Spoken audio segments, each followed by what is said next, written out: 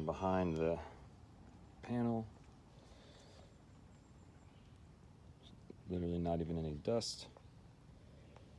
Here is I'm noting the water temp, and I'm turning this off.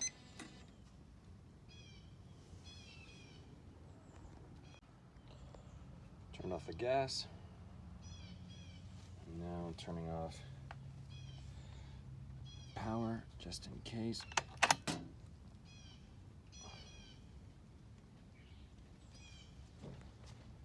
And for this lower panel, which I think is where all the valves are behind, has these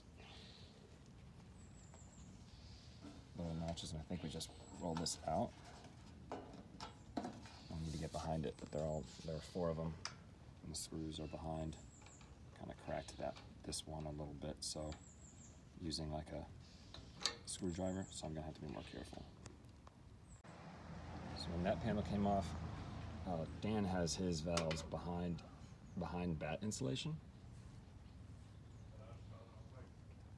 So I'm just gonna kind of move it out of the way a little bit to get to the hot water and cold water valves. The cold water is hidden back here, further back.